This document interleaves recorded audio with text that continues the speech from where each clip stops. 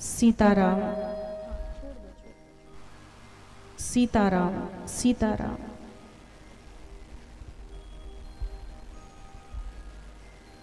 अकारण करुणा वरुणालय,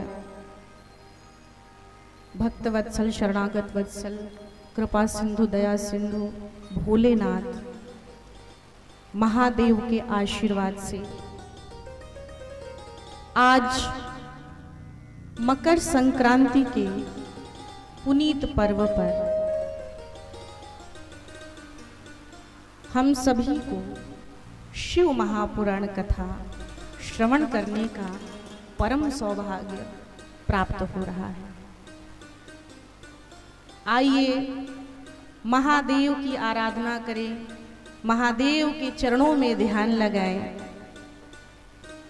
जिनका नाम ही भोलेनाथ है। ऐसे भोले बाबा की दिव्य पावन सुंदर कथा को श्रवण करें, मन को शुद्ध करें, पवित्र करें।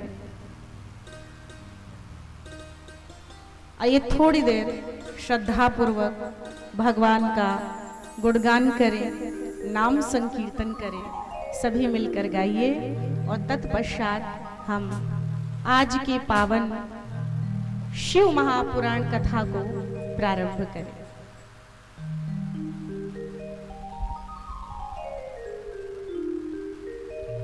ओम नमः शिवाय, ओम नमः शिवाय, हर हर भोले नमः शिवाय। नमः शिवाय, हर हर भोले नमः शिवाय। ओम नमः शिवाय, ओम नमः शिवाय, हर हर भोले नमः शिवाय। सभी गाइए प्रेम से। ओम नमः शिवाय, ओम नमः शिवाय, हर हर भोले नमः शिवाय। ओम नमः शिवाय, ओम नमः शिवाय, हर हर भोले नमः शिवाय। शिवाय ओम नमः शिवाय, हर हर भोले नमः शिवाय। नमः शिवाय, ओम नमः शिवाय, हर हर भोले नमः शिवाय। शिवाय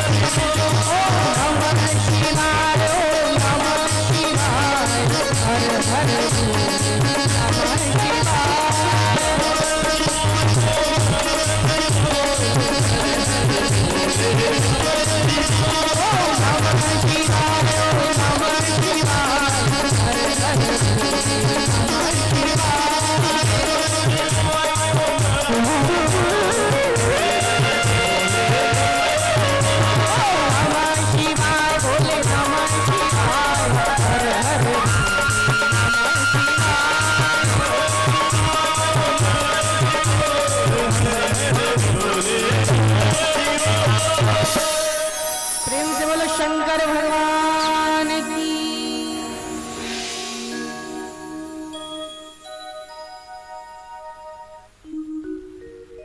हरि शरणम।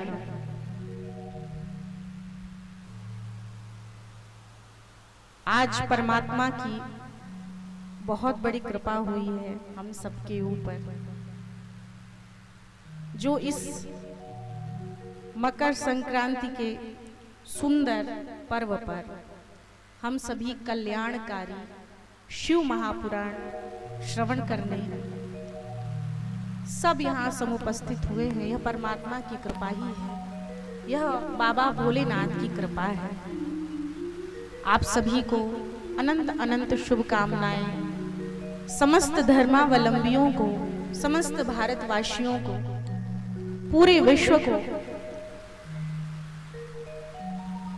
आज के पावन मकर संक्रांति पर्व की शुभकामनाएं। और आप सभी को, हमारे परीक्षित समस्त यजमान परिवार को, आपको भगवत भाव से मेरा प्रणाम। समस्त कलमी ग्रामवासियों को मेरा सादर वंदन, अभिनंदन, प्रणाम। और आइए श्रद्धामयी माताओं, भाइयों, बहनों, आप सभी के सुंदर सानिध्य में आज की इस कल्याणकारी कथा को हम प्रारंभ करें। जब जीव के ऊपर शिव कृपा होती है, शिव का अर्थ ही है कल्याण, शिव माने कल्याण, तो ऐसे कल्याण करने वाले महादेव की कृपा जब जीव पर होती है, तभी उसके मन में यह भाव जगता है कि चलो शिव कथा श्रवण करें। जिनका नाम ही शिव है, जिनके नाम में ही कल्याण छिपा है, ऐसे कल्याण स्वरूप भगवान शिव की कथा हम आज ऐसे सुंदर पर्व पर श्रवण करने जा रहे हैं। यह भगवान की कृपा।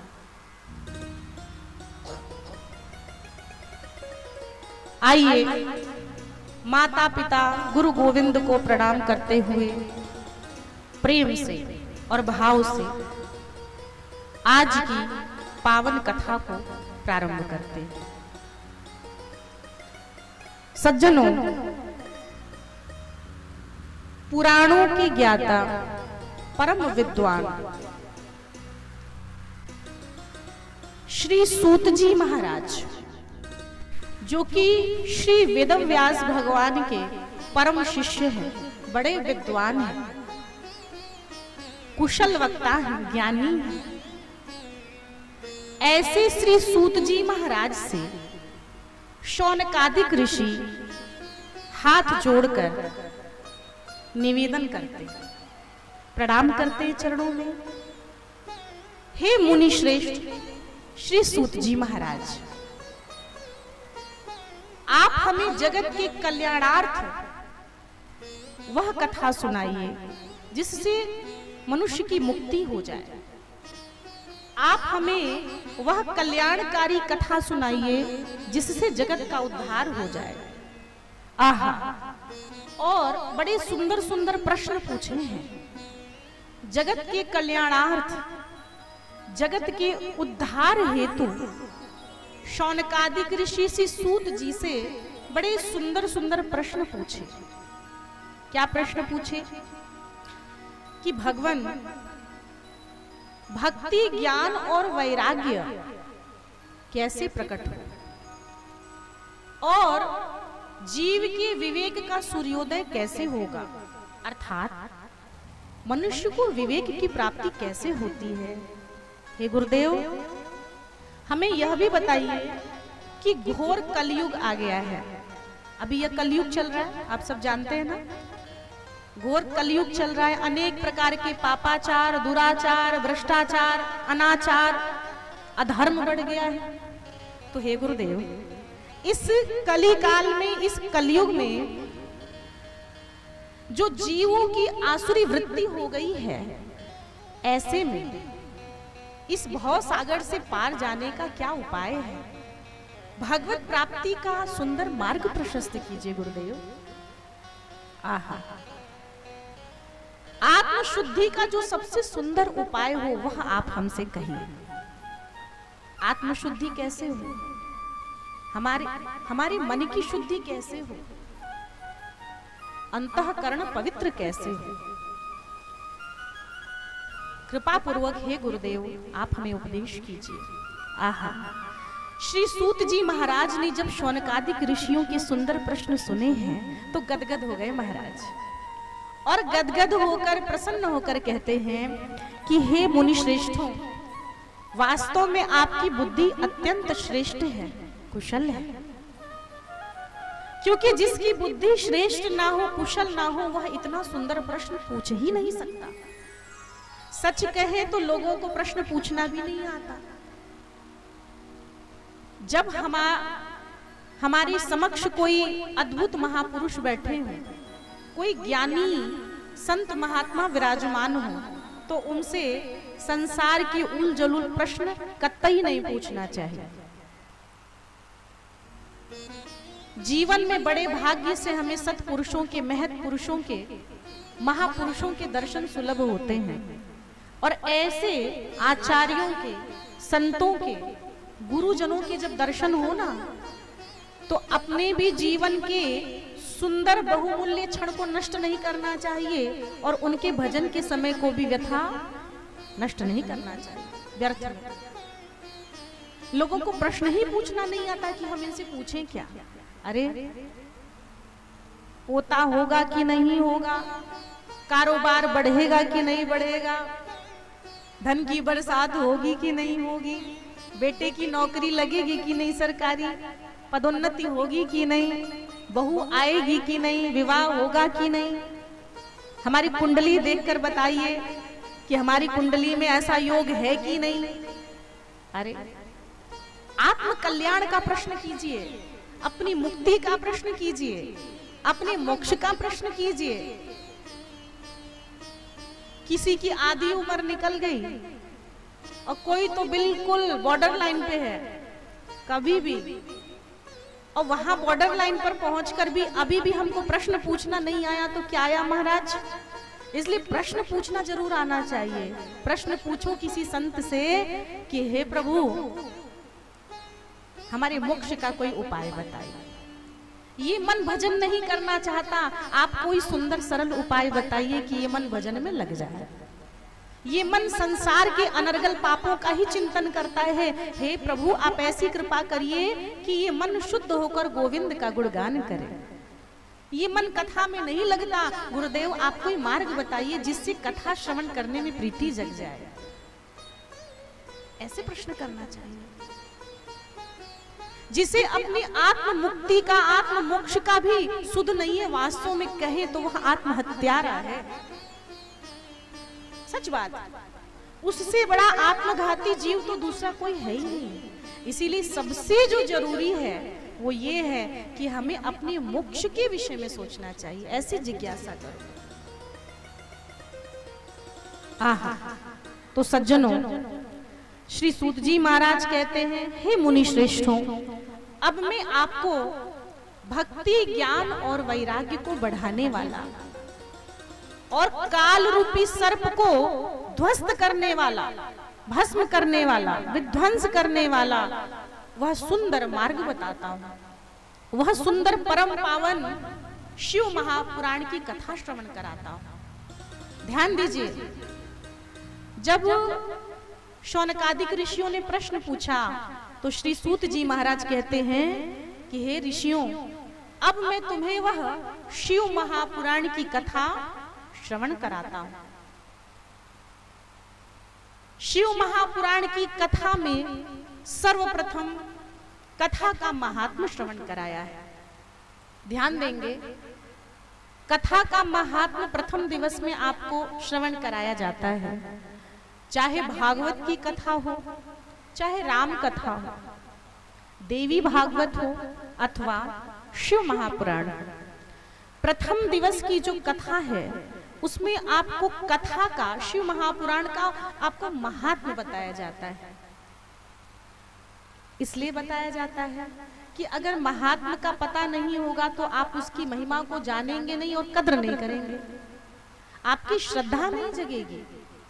अरे भाई, आप किसकी कद्र करते हो, आप महत्व किसको देते हो?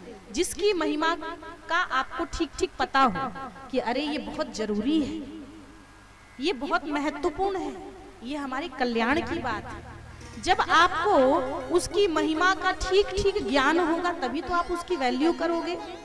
तो इसीलिए प्रथम दिन में आपको कथा की महिमा ही बताई जाती है और हम भी आपको शिव महापुराण की महिमा बता रहे हैं जो श्री सूत जी महाराज ने शौनकादिक ऋषियों को बताया। एक बार प्रेम से कहो हर हर महादेव। ऐसे महादेव की पावन कथा का क्या महत्व है? शिव महापुराण की कथा क्यों सुने, इससे क्या मिलेगा? आहा, श्री वेदव्यास जी द्वारा रचित बंधुओं ये शिव महापुराण, इससे अधिक कलयुगी जीवों के मन को शुद्ध करने का, किसको? मन को धोने का, मन को शुद्ध करने का, मन की मलिनता को दूर भगाने का दूसरा कोई उपाय नहीं। देखो, सारे शास्त्र मन की शुद्धि पर बल देते हैं, ध्यान देना। आपको कोई भी कथा श्रवण कराई जाती है ना, तो मन को शुद्ध करो, मन को शुद्ध करो, मन को शुद्ध करो, क्योंकि मन शुद्ध नहीं होगा तो आपके विचार शुद्ध नहीं होंगे और विचारों से ही हमारा जीवन चलता है। याद रखना, हम वही कार्य करते हैं जो हमारे मन में विचार आते हैं। बिना विचारों की कोई क्रिया नहीं होती। हम उन्हीं कार्यों में प्रवृत्त होते हैं जो पहले यहाँ मन में विचार आता है। तो मन में कैसे विचार आए ये कौन बताएगा? तो कहा ये शास्त्र तो बताते हैं, ये ग्रंथ ही तो बताते हैं, ये पुराण ही तो बताते हैं। और श्री वेदव्यास जी बता रहे हैं अपने इस पावन अनेक जन्मों के पुण्यों के फल स्वरूप शिव महापुराण की कथा सुनने को मिलती है। अनेक जन्मों के भाग्योदयन बहुजन्म समर्जित, अनेक जन्म जन्मांतरों के पुण्य से ही कथा सुनने को मिलती है। और शिव कथा को सुनने से मनुष्य पाप रहित होकर, जितने उसके अनेक प्रकार के पाप हैं उन सभी पापों से रहित होकर शिव रूप को प्राप्त कर लेता है। शिव स्वरूप को प्राप्त करके सीधे शिवलोक को प्राप्त करता है, शिवलोक गमन करता है। जो शिव महापुराण की कथा सच्चे मन से सुनता है भक्तों, उसकी कभी दुर्गति नहीं होती है और उसे कभी नरक यातना नहीं भोगनी पड़ती। इसीलिए शुद्ध मन से, पवित्र मन से, सच्चाई से, दिल से शिव महापुराण की कथा सुनना।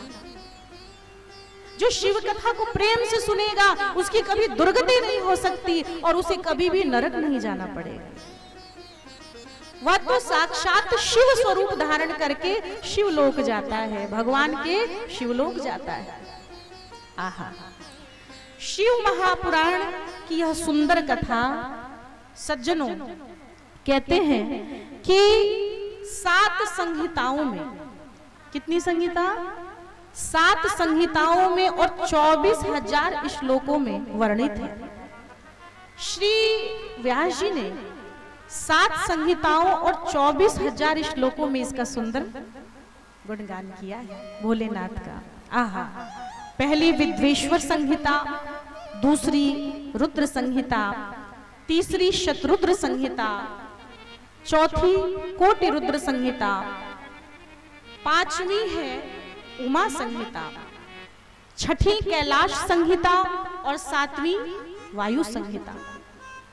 इस प्रकार इन 7 संहिताओं में और 24,000 श्लोकों में वर्णित यह सुंदर शिव महापुराण की कथा है।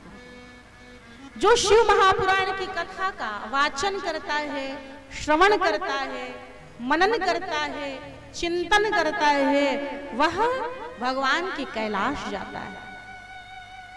सज्जनों, अगर कोई सहस्त्र अश्वमेध यज्ञ करे, सहस्त्र अश्वमेध यज्ञ करने का फल भी वह नहीं प्राप्त होता है जो शिव महापुराण कथा श्रवण करने का फल मिलता है। 100 वाजपेय यज्ञ करने से जो फल मिलता है वह शिव कथा श्रवण करने से मिलता है। हजारों अश्वमेध यज्ञ और 100 वाजपेय यज्ञ भी शिव कथा की बराबरी नहीं कर सकते महाराज। कहां तक कहें, कहा गया है कि हजारों गंगा, यमुना, सरस्वती, सप्तपुरी, सप्त नदी, गया इत्यादि भी इस शिव पुराण की समता नहीं कर सकते। बताइए, क्या आप 100 अश्वमेध यज्ञ, 1000 अश्वमेध यज्ञ कर सकते हैं? अरे महाराज, कलयुग में एक यज्ञ करना मुश्किल है। यज्ञ की इतने विधि विधान हैं कि एक यज्ञ, एक अश्वमेध यज्ञ करना भी दुर्लभ है। प्राचीन काल में, सत्ययुग में इत्यादि में, त्रेता में तो यज्ञ की प्रधानता थी, यज्ञ हुआ करते थे। अब तो यज्ञ का लोप हो रहा है, बहुत कम यज्ञ होते हैं। कोई ऐसे गुरुजन, महापुरुष, सत्पुरुषों के सुंदर मार्गदर्शन में कहीं कहीं यज्ञ किए जाते हैं, अन्यथा कलयुग में तो धीरे धीरे यज्ञ बहुत कम होते चले जा रहे हैं और करना भी चाहो तो बहुत मुश्किल है। इसीलिए सबसे सुंदर उपाय है आत्मज्ञान प्राप्त करने का कि शिव कथा को प्रेम से श्रवण करो। प्रेम से बोलो हर हर महादेव। जरा जोर से जयकारा लगाओ और कहो हर हर महादेव। अरे भगवान का नाम लोगे और जयकारा लगाओगे तो भगवान की प्रसन्नता आपको यूं ही सहज मिल जाए और भोलेनाथ प्रसन्न हो जाए, जो क्षण भर में प्रसन्न होते हैं, क्षण भर में ही तुष्ट होते हैं, बहुत ज्यादा की भी जरूरत नहीं है। और हमारे पास तो पूरे 7 दिन है, तो 7 दिन में तो हम भोलेनाथ को बड़ी आसानी से प्रसन्न कर सकते हैं, क्योंकि हम भोले बाबा की कथा सुन रहे हैं और भोले बाबा नाम ही भोला। तो ऐसे बाबा को प्रसन्न करना कोई बहुत दुष्कर कठिन बात नहीं है, लेकिन बात वही है, सच्चे दिल से, सच्चे मन से। और कथा में जयकारा लगाते हैं तो भगवान बहुत प्रसन्न होते हैं।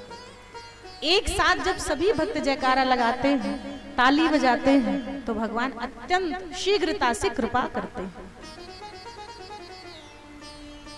सज्जनों, इतनी शिव पुराण की महिमा को सुनने के बाद शौनकादिक ऋषि गदगद हो गए और शौनकादिक ऋषि कहते हैं, हे मुनि श्रेष्ठ श्री सूत जी महाराज, कलयुग में क्या शिव पुराण सुनने से किसी का उद्धार हुआ है, किसी का कल्याण हुआ है? जैसे आपको कोई अगर कोई उपाय बताए कि ऐसा उपाय कर लो, इस उपाय से तुम्हारा ये दुख मिट जाएगा, ये कष्ट मिट जाएगा, तुम्हें वैकुंठ मिलेगा, कैलाश मिलेगा, तो आप कहोगे ना कि क्या पहले भी किसी को मिला है क्या? मतलब हम एक प्रमाण चाहते हैं कि हम जो करने जा रहे हैं, क्या पहले ऐसा करने से किसी का उद्धार हुआ, किसी को लाभ हुआ, किसी को फायदा हुआ? अच्छा, जैसे सपोज डैट हम बीमार पड़े, किसी ने बोला अरे हमारे पड़ोस के गांव में एक बहुत बढ़िया डॉक्टर रहते हैं, चलो चलो डॉक्टर साहब को दिखा के आते हैं। तो आप एक बार जरूर पूछते हो कि पहले किसी को दिखाया है, इनकी दवाई से कोई ठीक हुआ है कि नहीं, दवाई अच्छी देते हैं कि नहीं, इनको दिखाने से हम ठीक हो जाएंगे कि नहीं, पूछते हैं ना। एक परीक्षण करना चाहते हैं, एक परीक्षा लेना चाहते हैं, एक प्रमाण जानना चाहते हैं कि कहीं डॉक्टर ऐसे ही झोला छाप तो नहीं है, ठीक ठाक है कि नहीं। हम इनके चक्कर में 2 दिन इनकी दवाई गोली खाते रहे और कुछ असर ना हो, सेहत और खराब हो जाए, बिगड़ जाए, तो कहते कि असर होगा कि नहीं। इसी तरह से क्या शिव महापुराण की कथा सुनने से पहले किसी का उद्धार हुआ है? क्या पूर्व में भी किसी को कैलाश शिवलोक की प्राप्ति हुई है?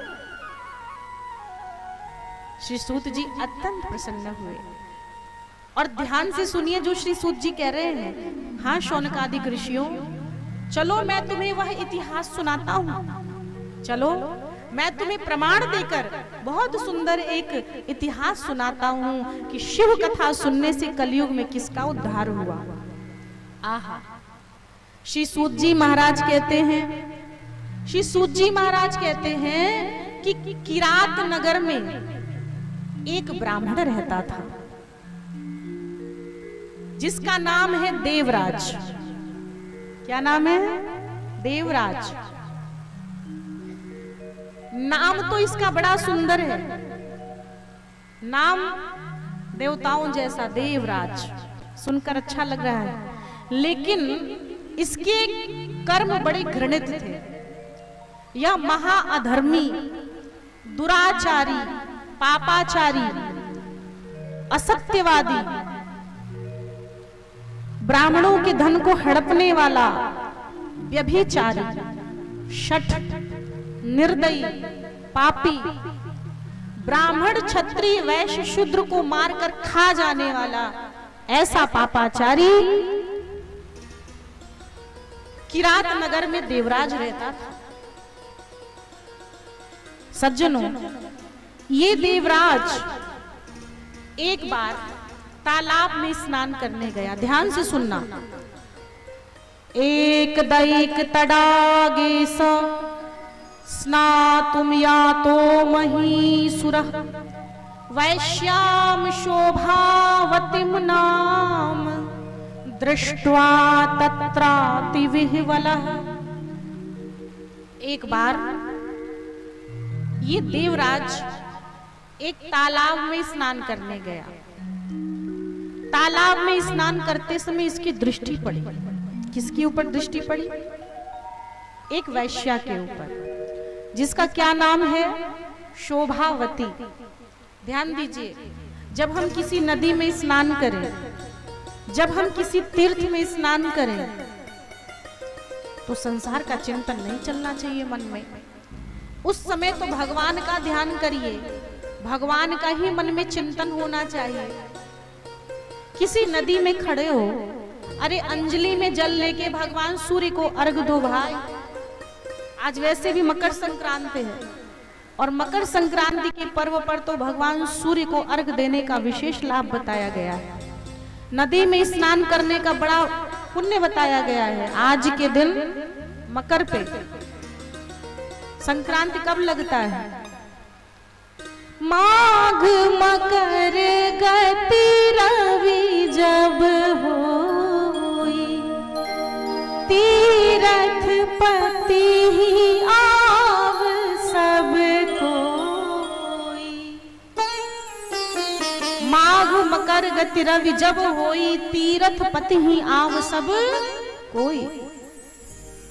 माघ के महीने में जब भगवान सूर्य नारायण मकर राशि में प्रवेश करते हैं, किस राशि में? मकर राशि में प्रवेश करते हैं, तो भगवान सूर्य के मकर राशि में प्रवेश करने पर क्या लगता है?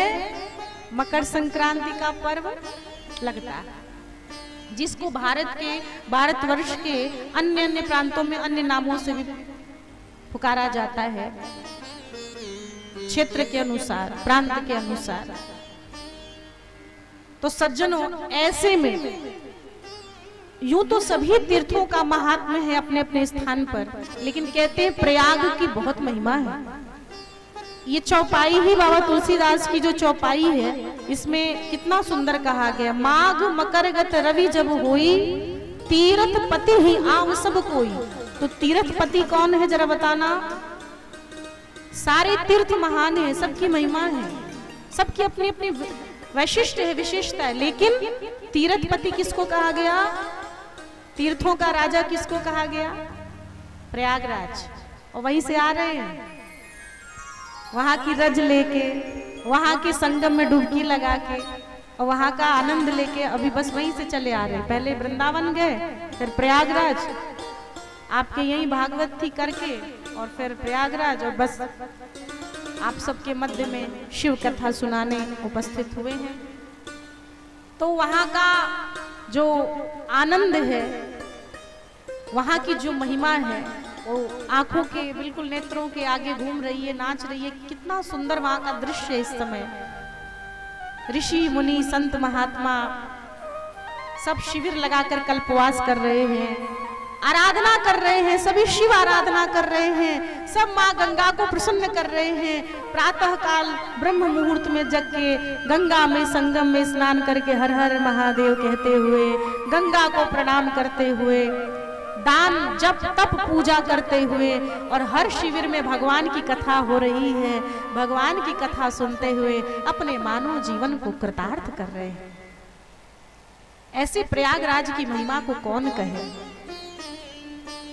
जिस प्रयागराज में सृष्टि के प्रारंभ में ही ब्रह्मा जी ने यज्ञ किया था, ऐसे यज्ञ भूमि को, प्रयागराज यज्ञ भूमि है, वहां यज्ञ की प्रधानता थी, बहुत यज्ञ होते थे। यज्ञ की बहुलता के कारण ही याग से प्रयाग नाम पड़ गया। तो ऐसे प्रयागराज के चरणों में मेरा प्रणाम है। एक बार प्रेम से जयकारा लगाओ, तीर्थराज प्रयाग की बोलिए, गंगा यमुना सरस्वती मैया की, श्री सूर्य नारायण भगवान की।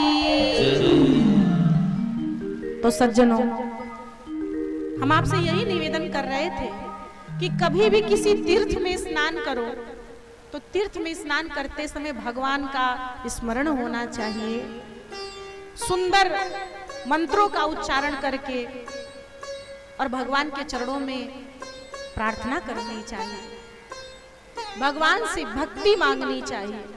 लेकिन ये देवराज क्या करता है? एक दैक तडागे स्नातुम या तो महीसुरः वैश्याम शोभावतीम नाम दृष्ट्वा तत्राति विह्वलः। जैसे ही इसकी नजर पड़ी उस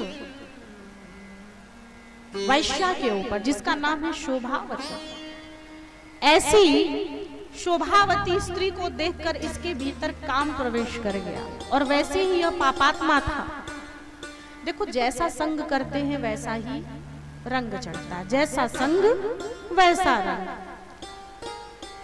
उस स्त्री को देखकर यह कामासक्त हो गया और अपना परिवार छोड़कर उसी के साथ रमण करने लगा। सज्जनों, इस देवराज के माता पिता पत्नी सबने घर में समझाया कि देखो देवराज, ये तुम पाप कर रहे हो, अपनी पत्नी को छोड़कर, अपनी भार्या को छोड़कर तुम उस स्त्री का संग कर रहे हो, यह तुम्हें नरक लेकर जाएगा, यह तुम्हें नरकगामी बनाएगा। और माँ बाप ने समझाया तो वह पापी दुरात्मा देवराज ने माँ बाप को ही पीटना शुरू कर दिया, अपनी पत्नी पर हाथ उठाता है, गालियां देने लगा। सज्जनों, कहां तक कहें, उस स्त्री को धन चुरा चुरा कर लाकर देता है, जेवर चुराता है, लाकर उस स्त्री को देकर प्रसन्न करता है, और उस स्त्री के साथ एक ही बर्तन में, एक ही पात्र में भोजन भी ग्रहण करता है। कोई दुराचारी है, पापी है, हत्यारा है, और उसके एक ही बर्तन में उसका जूठन खाओगे तो आप कितने भी बड़े सत्संगी हो, आपका भी आचार विचार सब भ्रष्ट हो जाएगा। सज्जनों, सबका जूठन खाना उचित नहीं है, सबका जूठन नहीं खाना चाहिए, न जूठा पानी पीना चाहिए। सिर्फ संतों का और भगवान का, गुरुजनों का ही प्रसाद पाया जाता है। उनका तो जूठन मिल जाए तो समझो कि आज तुम्हारी किस्मत जग गई, तुम्हारी किस्मत खुल गई। जो संतों का तुम्हें जूठन शीत प्रसाद मिल गया, शीत प्रसादी मिल गई, तो समझ लो भगवान ने करुणा कर दी, कृपा कर दी। ऐसे महान भजन करने वाले त्यागी वैरागी संत महात्मा अपना जूठन नहीं देते जल्दी किसी को।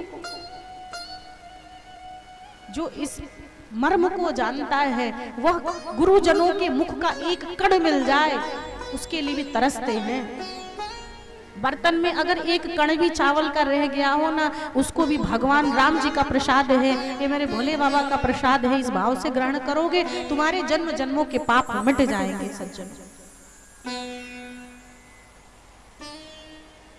सज्जनों, इस प्रकार से वह देवराज सबको कष्ट पहुंचाता है।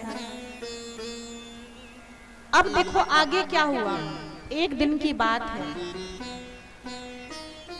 मदिरा का पान करते करते, शराब पीते पीते वैश्यागमन करते करते ब्राह्मणों को, माता पिता को अपमानित करके बड़ी क्रूरता से उन्हें कष्ट देते देते अब देवराज कई वर्ष बीत गए। और देखो ये शरीर हमेशा तो रहता नहीं, बुढ़ापा आया, वृद्धावस्था भी आई।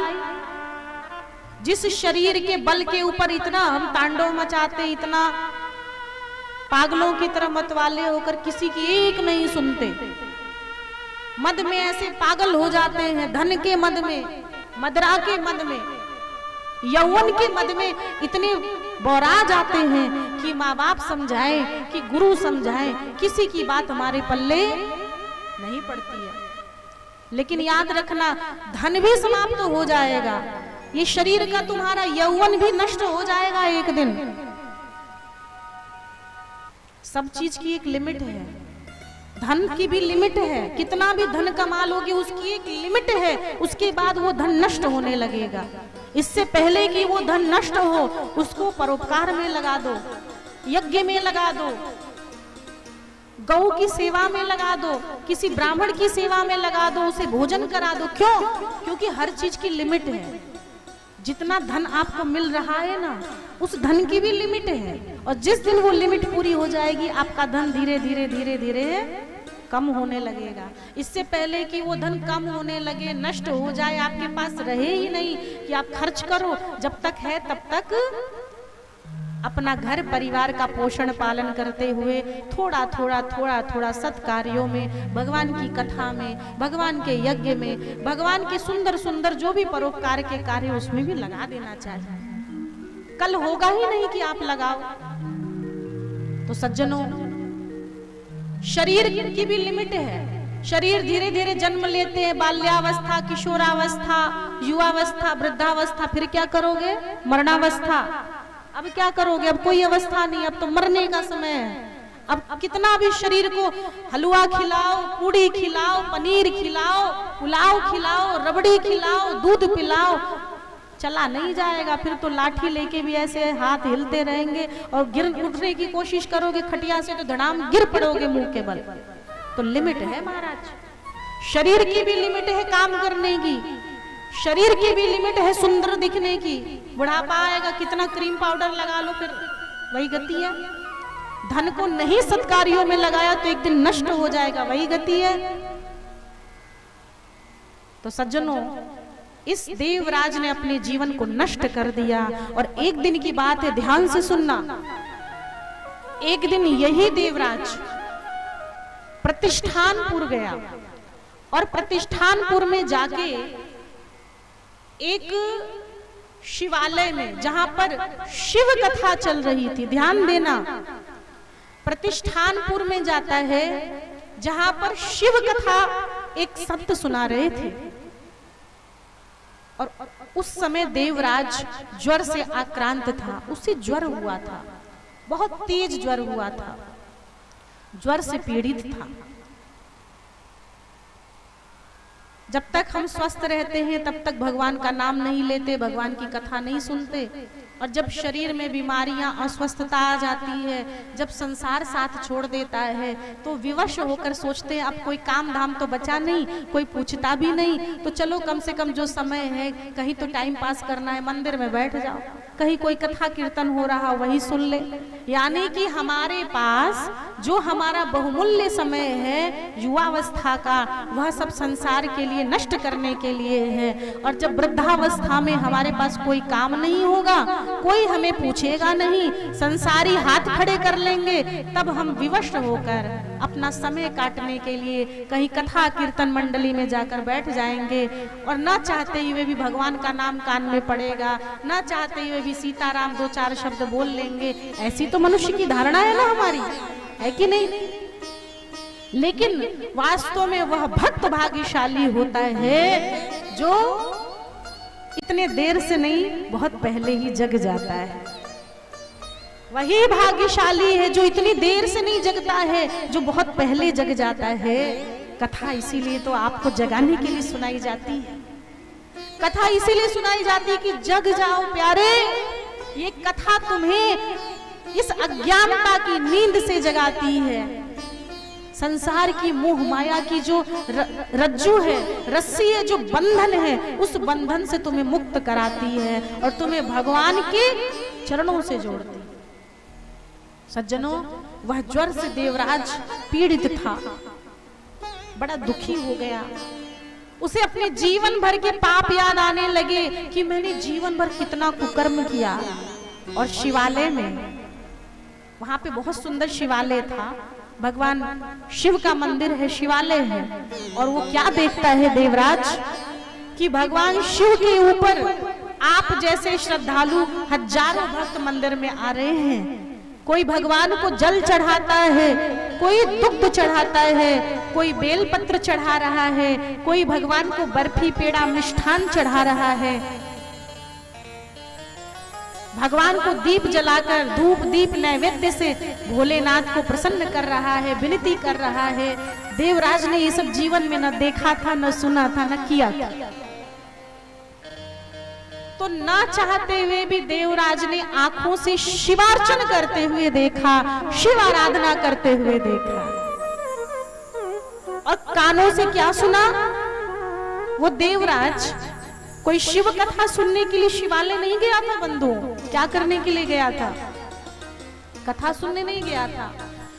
ज्वर से इतना पीड़ित हो गया कि थक हार कर उसी शिव मंदिर में बैठ गया। उसके शरीर में सामर्थ्य नहीं थी कि वो चलकर कहीं और जा सके। उसी समय उसने व्यासपीठ से उस संत भगवान के मुखारविंद से शिव महिमा सुनी, शिव कथा सुन ली। अब देवराज के जीवन की अंतिम घड़ी है, मरने वाला है। और अंतिम घड़ी में इसने भगवान भोलेनाथ की पूजा अर्चना करते हुए भक्तों को देखा। महादेव का दर्शन कर इसे प्राप्त हुआ और कानों से शिव कथा इसने सुनी। और सज्जनों, शिव कथा सुनते सुनते सुनते सुनते इतने में देवराज की मृत्यु हो गई। देवराज की मृत्यु हो गई तो यमपुरी से यमदूत आए, देवराज को ले जाने के लिए यमदूत आए। लेकिन उसी समय भगवान भोलेनाथ ने अपने शिव दूतों को, शिवगणों को भेज दिया। सज्जनों, शिवगण आए हैं और शिवगण जिनके गले में रुद्राक्ष की माला है, भस्म लगाए, रुद्राक्ष की माला धारण किए और शिवगण आ गए। यमदूतों को रोक दिया, तुम इस देवराज को अपने साथ यमलोक नहीं ले जा सकते। यमदूत कहने लगे कि अरे शिवगणों, ये तो बड़ा पापी है, ये बड़ा दुराचारी है देवराज। और ऐसा दुराचारी, ऐसा पापी भगवान शिव के लोक की प्राप्ति कैसे कर सकता है? इसे लेने आप क्यों आए? शिवगणों ने अपने स्वामी भगवान भोलेनाथ की आज्ञा बताई और कहा कि मरते समय इसने न चाहते हुए भी शिव कथा श्रवण की। मरते समय देवराज के कानों में शिव कथा पड़ी है और शिव कथा सुनने से इसके जीवन भर के जितने कुकर्म थे सब भस्म हो गए। जीवन भर उसने जितना लोगों को मारकर खाया था, जितना मदरापान किया था, जितना अपमान किया था, जितना धन लूटा था, अंत समय में भगवान की शिव कथा सुनने से ये देवराज शिव स्वरूप धारण कर लिया, परम विशुद्ध होकर भगवान शिव के लोक, शिवलोक को गया। ऐसी है यह भगवान भोलेनाथ की कथा कि जो पापी से पापी को भी तार देती है, पापी से पापी को भी शुद्ध बना देती है और भगवान के शिवलोक की प्राप्ति कराती है। एक बार प्रेम से कहो हर हर महादेव। एक बार जोर से कहेंगे, कहेंगे, जब हम कहेंगे तो आप भी कहेंगे। प्रेम से बोलो हर हर महादेव। आज तो आप लोगों की प्रैक्टिस है, प्रैक्टिस कर लो। आज तो करा रहे हैं लेकिन कल से नहीं कराएंगे। कल से तो हम इशारा करें और जोरदार जयकारा सभी लगाएंगे। आप सभी प्रेम से जयकारा लगाएंगे। आज तो पहला दिन है। बच्चे जब स्कूल में एडमिशन होता है ना, तो पहले दिन टीचर्स उनको मार पिटाई नहीं करते, बच्चे सही जवाब दे, गलत जवाब दे, कहते अभी तो नया नया एडमिशन है, अभी तो बच्चे को पढ़ाना है, सिखाना है, अभी आज डांट फटकार नहीं लगेगी। और 1 महीने के बाद पढ़ाते पढ़ाते, लिखाते लिखाते, होमवर्क देते देते दूसरा महीना चालू हुआ और बच्चे से प्रश्न पूछा खड़े करके, चलो बताओ इसका क्या मतलब, इसका क्या अर्थ। और बच्चा जब ऐसे सिर झुका के खड़ा होता है तो एक छड़ी लगा देते हैं। तो शुरू शुरू में नहीं लगाते, अभी तो आज पहला दिन है, आप सब अभ्यास कर लीजिए और कल से फिर प्रश्न पूछेंगे, है ना? तो प्रेम से कहेंगे हर हर महादेव। आपने अभी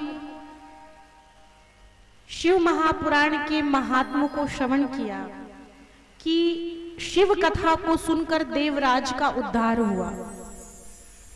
शौनकादिक ऋषि श्री सूत जी से कहते हैं कि हे श्री सूत जी महाराज, क्या शिव महापुराण कथा सुनकर किसी और प्राणी का भी उद्धार हुआ? क्या कोई आप दूसरा भी कोई इतिहास सुना सकते हैं जिससे किसी पापी का, दुरात्मा का, अधर्मी का उद्धार हुआ हो? तो सज्जनों, शिव महापुराण के द्वितीय अध्याय में आपने देवराज का उद्धार श्रवण किया और तृतीय अध्याय में श्री सूत जी महाराज कहते हैं कि हे शौनकादिक ऋषियों, मैं तुम्हें एक इतिहास सुनाता हूं, ध्यान से सुनो। समुद्र के तट पर, समुद्र के किनारे एक वाशकल नाम का ग्राम था। समुद्र के तट पर एक वाशकल नाम का ग्राम था और उस वाशकल नामक ग्राम में एक ब्राह्मण रहता था जिसका नाम है बिंदुक। क्या नाम है? बिंदुक। बिंदुक नाम का ब्राह्मण वाशकल ग्राम में निवास करता था। सज्जनों, यह बिंदुक बड़ा पापी, अधर्मी, जीवों को मारकर खाने वाला, जिसकी हिंसा वृत्ति है, तामसी प्रवृत्ति का, मांस भक्षण करने वाला, जीवों को मार मार कर खाने वाला, नशे